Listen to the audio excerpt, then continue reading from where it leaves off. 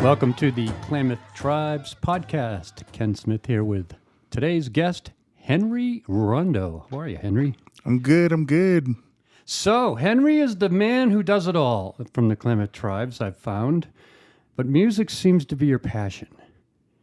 Yeah, I guess you could say that. Hey, no, it's definitely a big influence on my life and what I do, even outside of my regular work life. And an MC. Oh, yeah. Now, you did the MCing for the restoration. That was a marathon gig. Yeah, sometimes being an MC it's a big responsibility, but being young as I am, I try to take pride and humble myself and learn as much as I can and see if I can take some pointers from some of the higher ups in the MC world. So when you MC, you like to use a lot of humor, and it seems that perhaps comedy is a bit of a sideshow for you as well. Did you say you do stand-up comedy? Once in a while, I like doing stand-up comedy in my shower time in the morning routine. Never on stage? Well, I did it on stage a couple times. They weren't like super big gigs, just like little side gigs over at the Aftershock by the Epicenter and whatnot. But yeah, a lot of MC work is a lot of pretending to keeping the people entertained and laughing, and so you have to have a little bit of comedic relief and whatnot. So I try to implement it here and there, not to go too overboard, so you don't get scolded by the elders. Shout out elders for laughing at what is kind of funny. Hey. So who are some of your inspirational tribal members in the cultural side of things in music? Oh man, that's a tough one, because I really never grew up in a family that was like culturally orientated. So how did you gravitate to it? I kind of just like grasped onto it by myself, and then just throughout my little journey, just been getting inspirations and getting knowledge passed down to me here and there. But the biggest influence right now for me would have to be probably have to say my Uncle Tyler Barlow. Not really full on uncle, but in that Indian way uncle, He's like one of those ones that's always sharing songs with me and whatnot, and just recently started sharing some. Would probably be Jeff Mitchell, and yeah, it's not too many song makers or singers out here, because what I learned was that we, as Klamath people here, we're singing people, but you don't really see much of that around. And yeah, like I said, I didn't really grow up in a singing family or a culturally orientated family, so I kind of grasped on a little bit late. So I wasn't born into the whole singing thing. So probably say like early teenage years is when I started finally grasping onto everything. So I wonder about the songs themselves. You when I hear it, I of course don't speak the language, but are there lyrics in there that are Klamath? Yeah, in a sense, depending on what we're singing. So from my standpoint, from my point of view, or I should say, is depending on where I'm at or what I'm doing. If it's singing at a powwow, singing at ceremony, or what kind of ceremony that is, or singing for whatever events, I'll pinpoint and pick and choose what songs I'm going to sing. So a lot of the time, like if I'm singing for events here at home, for like, let's say, what was the most recent one I did? Like the honor song for our game enforcement officers for graduating the academy. A lot of the time, if it's a lot of things that I'm being called upon here at home, I'll try and sing songs with our Klamath words in them. But it's kind of like a new thing here, because in the powwow world, the biggest languages you'll hear are like Cree, Lakota, Navajo. And so Klamath is like a super complex language that you don't really hardly ever see. But one of the bros that's kind of like pivotal in getting that little uprising started and get it into a trend was a tribal member, Carlos McNair. And so he's like one of those good drum bros. So we're like, hey man, it'd be cool if we can have some of our own songs, because we know all these other songs, And as a singer, it's always protocol depending on where you travel to know different songs. And so we've always thought it'd be cool to have powwow songs with our language in them, but our language is so diverse. We have all these different sounds. We have our S's make a sh, our C's make a ch. But a lot of times when you're trying to make those songs, you can't really put the sh and the ch to them. So you just do the s and the k sometimes if you have to. But it'll work out like with ditchy. We could be able to work that out and use the ch sound. And so a couple elders, they've told us that our language is so diverse that sometimes you don't have to do the full on in depth of the word. That way you could just be able to sound it out to make people understand. So when we're singing our songs, that way people understand, like, oh, okay, I could catch that. I don't have to do the big old stops sometimes because we have pauses too. So it's like super complex and diverse. But yeah, when it comes to singing here at home for all of our different things, when we have these honor songs and whatnot, I always try to correlate using our songs that we have already made together that pertain to having Klamath words. And I guess it all depends on what the occasion's for, because a lot of the songs are going to almost kind of sound the same, just worded or have a harmony different to it. But a lot of the ones that we usually use is like mukluk, stinta, family, relatives, love, because a lot of that just kind of correlates together. So when you guys start hearing those songs, it's more of a bigger picture, but we try and keep it within a reach of the audience to let them understand, like, oh, okay, I get it. Because like we can say one word and it'll have like 5 different sayings. But if we choose a different word, it can have just, pinpoint to break it down so it's not super diverse. You mentioned that the Klamath have a history of being a singing, song-oriented tribe. But over the years they disappeared and now you're trying to renew it again. How did it go from a tribe of songs that was a big part of the culture? How did we lose that and how do we get it back? A lot of it has to do with going into reservation life, where we had to start learning to do colonial English. And a lot of it has to do with the boarding school era, but I'm still learning a lot of new things here and there and everything. But yeah, our people were once, singing people, because we had songs for everything, for different ceremonies, a coming of age for the men or the boys and the girls, your first kill, your first hunt, or your first trap, even your first fish. There were songs for everything, your first basket. But a lot of those songs, have kind of like disappeared throughout the years and whatnot, especially when it started, around reservation life and then going into the boarding school era, where we weren't able to sing our songs, practice our ceremonies, and, speak our language and whatnot. And so a lot of that kind of just like was hidden and wasn't really shared much, and we've nowadays pre and post restoration era, we got a handful here and there from different eras from the 50s on up, trying to revitalize those songs or revitalize our language. And so that's kind of a key thing is, just passing down, what it means to know our language and start learning our songs. Because, well, there's not really many of those old songs out there that we know. We have a couple CDs out, but that's maybe a handful or a couple handfuls of songs that everyone knows, or like everyone would sing at like a sweat lodge ceremony. But there's not a lot of those songs that we know or where they all went to, what we can sing for like welcoming like another tribe into our land or something like that. And so the more I get older, I start trying to adapt to, instead of just making just songs for like powwow songs and whatnot, I'm starting to translate into making songs, traditional ceremony songs we can use for ceremonies, for like a water song, or, giving thanks to Creator, or a women's song, or different songs here and there, and just breaking it down just by words. Because a lot of time, there's always more words to it to say something, but sometimes it's like hard to grasp, especially if you're just barely learning the language.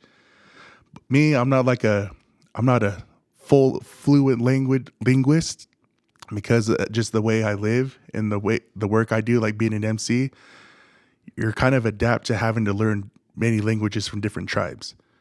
And so, but then again, myself, I like to call myself a half and half because I'm part Klamath and I'm part Crow. And so I'm stuck between two worlds of learning two different languages. So I'm like, oh man, I want to fully commit to one, but then it's going to go against my morals of having to learn the other side of me. So I try to break it down and learn a little bit here and there.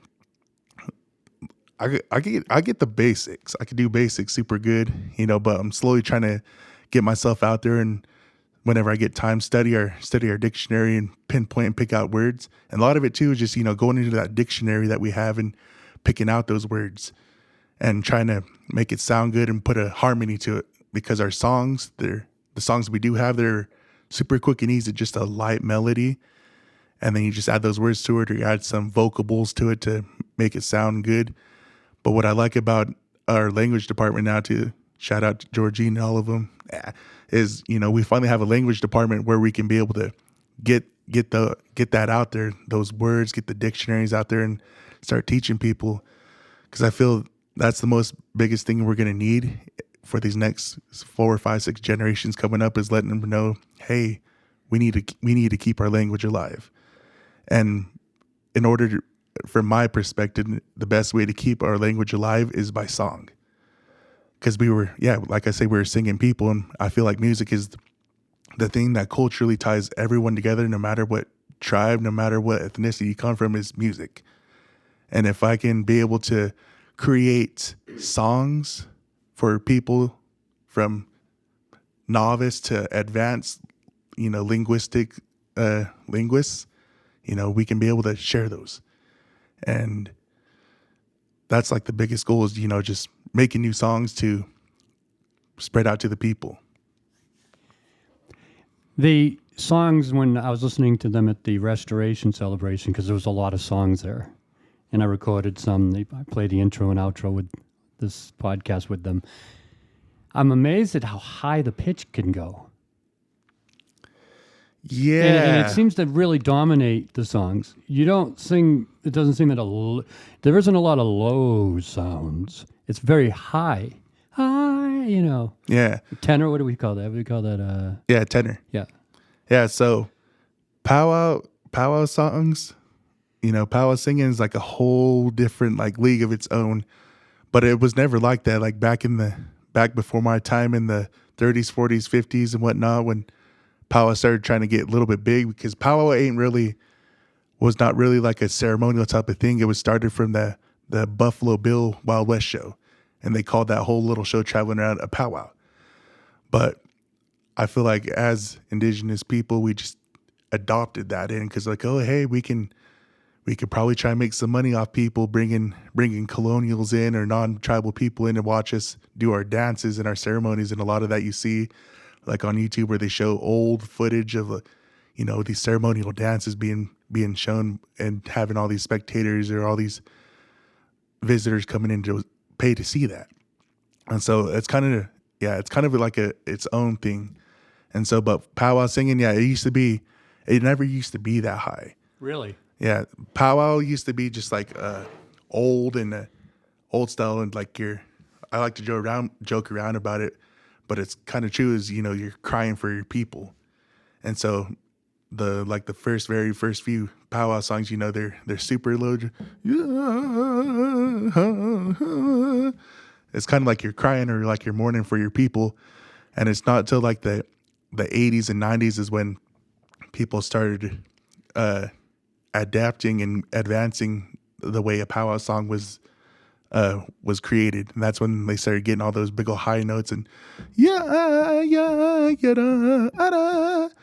and it's kind of crazy. I was just listening to another podcast about how this goes on. So shout out to Culture Stream Podcast. If you guys ever hear this out there on the YouTube world, And I just recently caught that on on Spotify. It's some bros back in the Dakota areas, and they got a podcast talking about powwow and stuff like that. And I've been following them, and it's crazy to think how this was brought up. That's super crazy. Hey, it's like deja vu for me right now. Is there a national gathering of tribes where they all, have a grand singing ceremonial 2 or 3 day festival? Every weekend, no matter where you go, there's I should say every weekend or every other weekend, always starting sometimes. Well, it's supposed to be a summertime thing because sometimes the winter time is for like round dance season and all this and that, but there'll be like those, like California and Florida, the stuff places that don't get like a bunch of snow, they'll still have powwows throughout the winter time. Yeah, but almost like every weekend there's a 2-3 day celebration going on everywhere. I think what's going on this weekend? There's something going on this coming weekend. But what about like a national where you hear all the different tribal songs? I wouldn't say like tribal. It just depends on the drums, like the drum groups on where they travel. So like the biggest ones here on like in the States would probably be like the Gathering of Nations held in like the end of April out down in Albuquerque. And then there's a couple. Have you been there? No, not yet. Super expensive, but one day I'll get there. I've had a bunch of bros, but I like kicking back at home and watching it off YouTube Live from powwows.com and all that. Save a little bit of money. Hey, probably not good as in person or live, but at home is good. That way I can be able to beat and watch. Hey. Is there one tribal nation that really excels with retaining the past songs, that they didn't lose it, or is everybody trying to get it back? I feel like it depends on the situation, I guess, because we're not really, I would say, like, we don't know what they went through like a different tribe. But the biggest ones that I see like would probably be like our Northern California relatives downriver. They have a lot of their songs still, and they have a lot of their ceremonial dances. We're referring to who? I would say the Hoopa, the Karuk, the Yurok, just a lot of our Northern California border neighbors and whatnot. They were able to maintain the past. They didn't lose those songs. When you hear them, do you hear a lot of different sounds that otherwise you wouldn't have picked up on? Yeah, in a sense, because a lot of people, I guess it depends on the tribe and whatnot, is, the way they sing their songs, or who passed those down. Because it is all going to depend from tribe to tribe on how their ancestors or their generations before passed it on, if they passed it on there, or if they kept them in archives, or what happened, or if they fell into the boarding school era or whatnot. That's a lot of the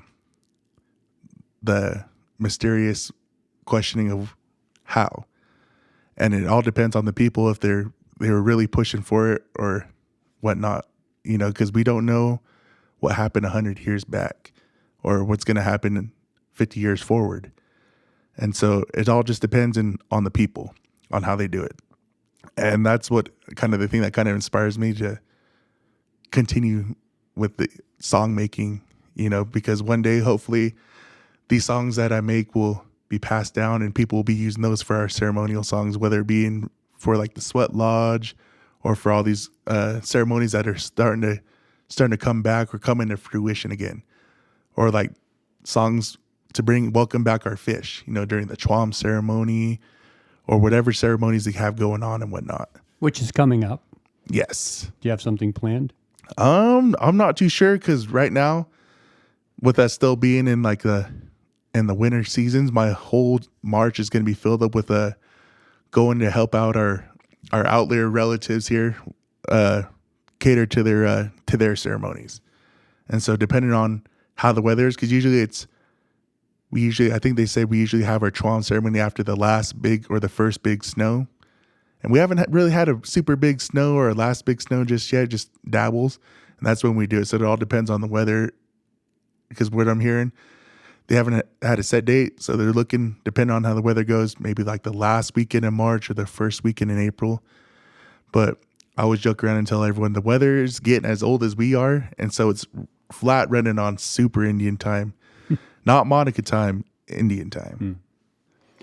Okay, just one quick question about modern music and any indigenous native representation.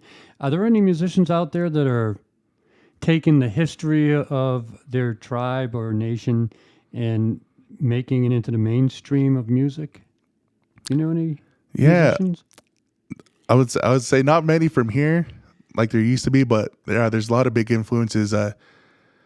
Oh man, we The have Grammys were just on. I missed it. It's my favorite event on TV for music, but I haven't ever really seen. I'm probably overlooking somebody, right? But from the indigenous side of America. indigenously wise, like for super big mainstream, there's not really much out there because it's kind of like as indigenous artists, we're kind of like put on the back burner. But Well, how do we get you on the front burner? one Is day- there anybody ready to take the lead? Oh, There's got to be some great singers out there, right? That are from tribal nations and is even our own Klamath, right? There's got to be something like yourself. Have you aspired to pick up the guitar and not me- translate song into, the mainstream? No, a couple times, but they weren't super big. That's it. That's for a different story. But maybe about like 10 years ago, I was a part of a group called Beats, Lyrics, and Leaders. And we were like a ragtag group of different tribal kids from all the 9 tribes of Oregon that came together. That's a good name for a group. Yeah. The 9 Tribes of Oregon. Yeah. And we came together and we made a song and we called it Res Life. You guys can find that on YouTube. Oh, really? Yeah. It's going to be under Blue Flames Res Life EP. When did you produce that? We put that together like 10 years ago. Oh, we need something. We need to get back on behind the studio mics and produce something. I've had a couple people ask me because that was kind of like I called it my one hit wonder. And so a lot of people, a lot of our local artists here trying to get me to cop on. I'm like, I'm not really a rap artist. I was like, but I could get down once in a while. So I was joking around. Maybe I'll make a rap album one day. But yeah, I'm more of a trying to keep it traditional contemporary. Mm-hmm. And you've got your drum here. What do we have planned? Little something? Yeah, we might have a little something here as soon as we're done yapping away. But yeah, back to your question. There's a lot of talented artists out there. In Klamath County?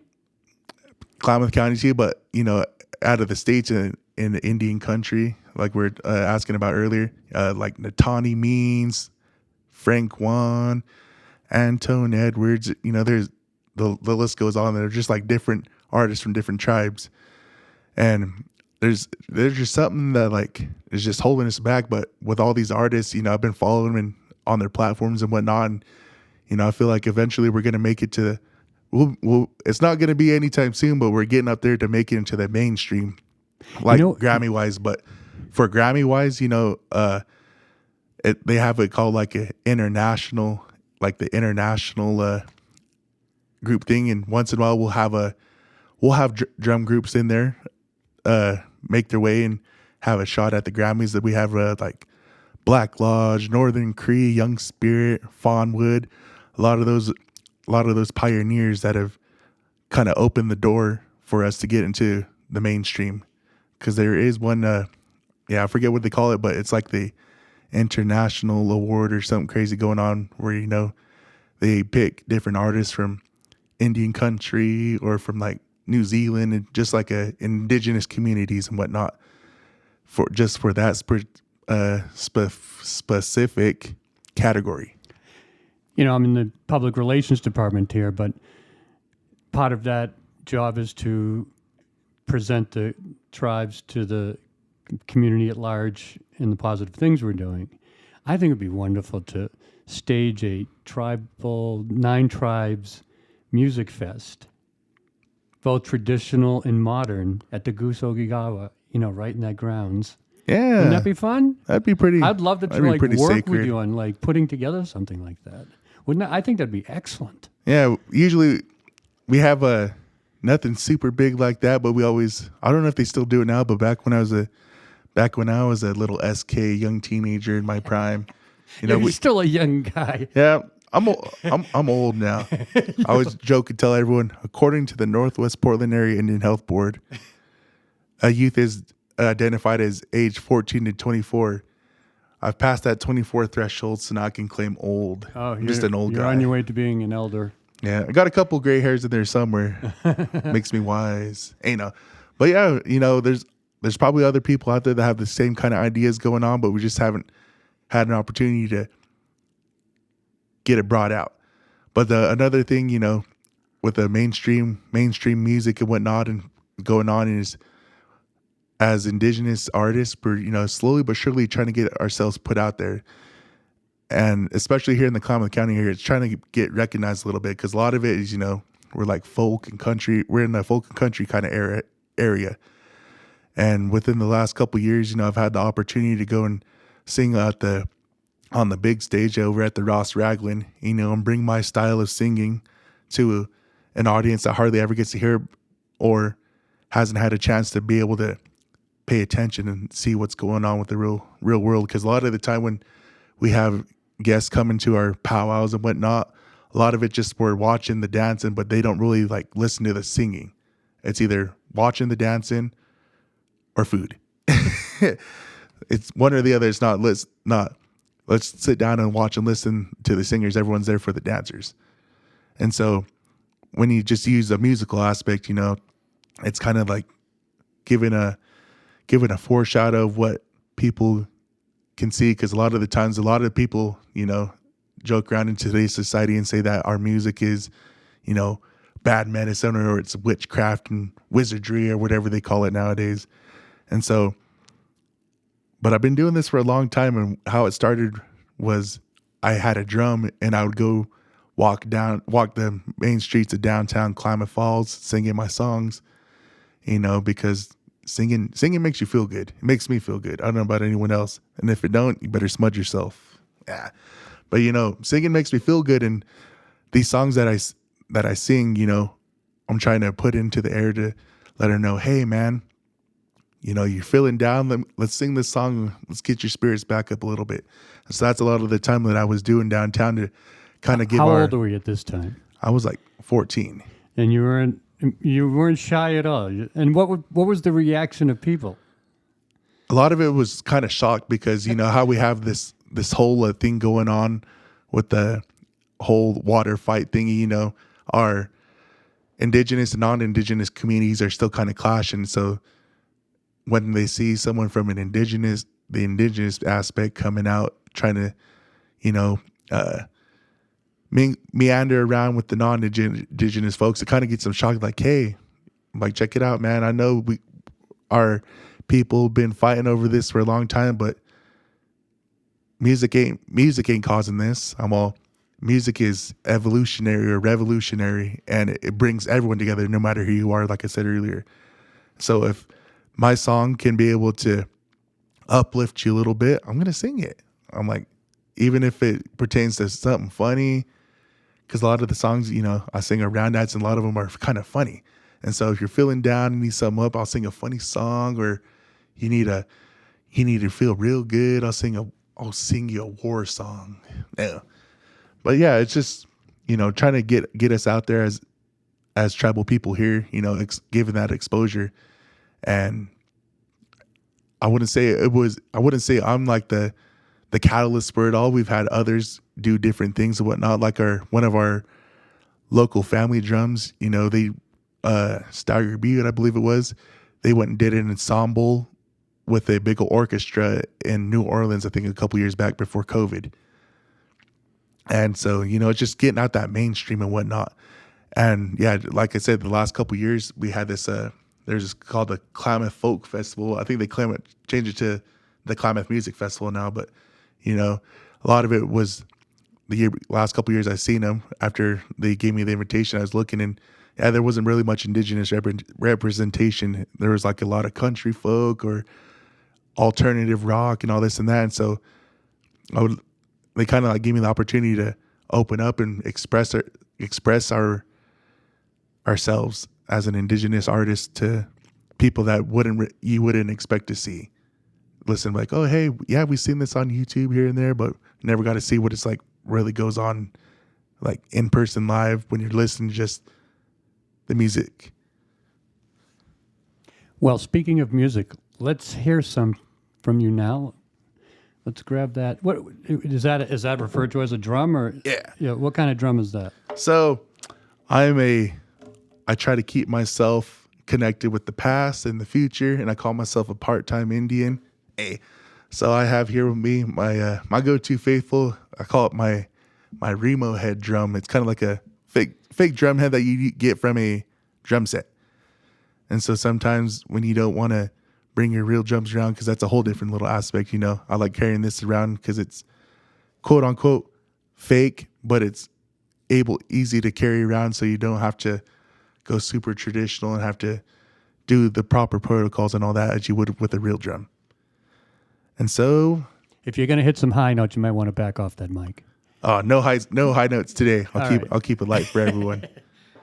So are we wanting to listen to a traditional song, or It's your call.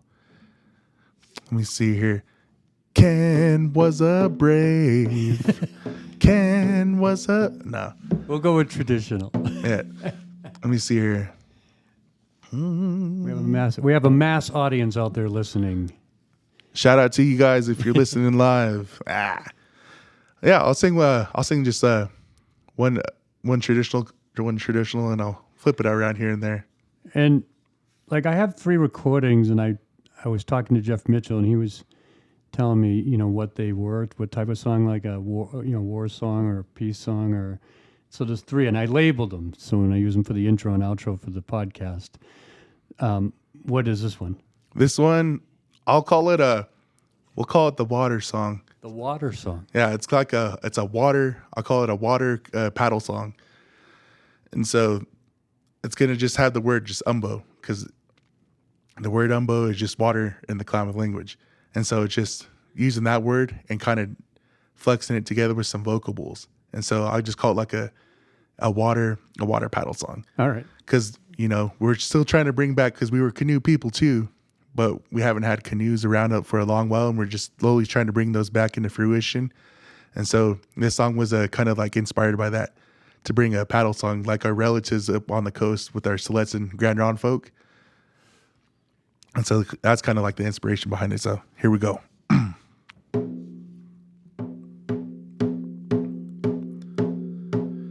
Umbo wo ho wo wo wo wo umbo wo ho way umbo wo ho wo wo wo umbo wo ho way umbo wo ho wo wo umbo wo ho way umbo wo ho wo umbo wo ho way. Who? So we had some low. It was low. Yeah. Nice. Yeah. So going back to it, yeah, a lot of traditional songs will kind of just be, some can be low, some can be just your regular voice, or some can be super high, but a lot of it just trying to make it sound good. Sound, what they say, make it sound beautiful, majestic. I'm out there. I'm unorthodox. I'm all over the place.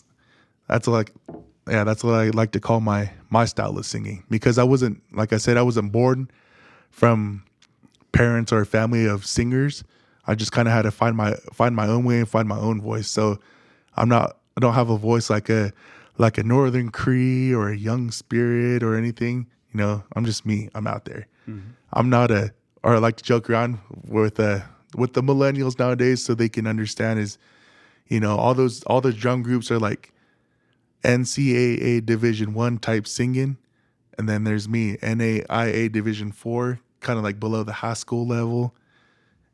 Everyone will catch it, a little sports wise. But yeah, that song there was I call it our water paddle song. So hopefully one day we could be able to use it as we start bringing out these canoes. Yeah. Can we have one more? Yeah, it sounded like a real powwow. One more. Let me see here.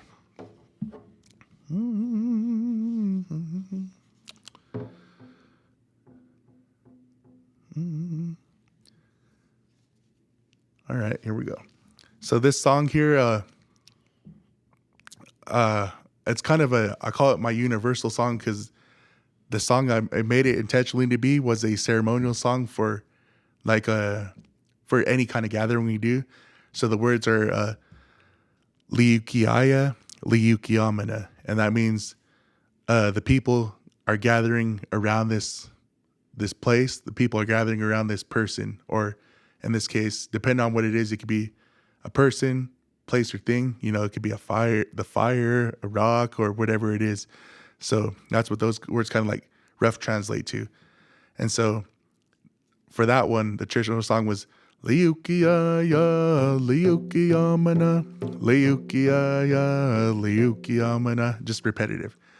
And so I took those two words and I made another powwow song into it. So it's pretty much going to be the same concept. So like this song we would use for like an intertribal song if we were to sing it. And so instead of that super high for powwow song, it's kind of like an old style original, keeping that just that low coast to it. So nothing too crazy. So it kind of goes something like this. Yada yada oh hey yada yada oh hey hey yay hi ay hi hi ay hi hi ay hi hey hey Liukiaya Liukiamana yay hi ay hi hi ay hi hi yay, hi, ay, hi, hi, ay, hi, hi, ay, hi, hi, Liukiaya, Liukiamana, yay, hi, ay, hi, hi, ay, hi. Very nice. Oh. Well, thank you, Henry. Enlightening and very enjoyable to listen to. He's also the front desk at the tribal administration. If you walk in, you'll always see Henry there. And what's your next performance schedule? Next performance schedule will probably be, man, I got my dates all mixed up. Next one will probably be up in Slets, Oregon for their annual round dance up that way.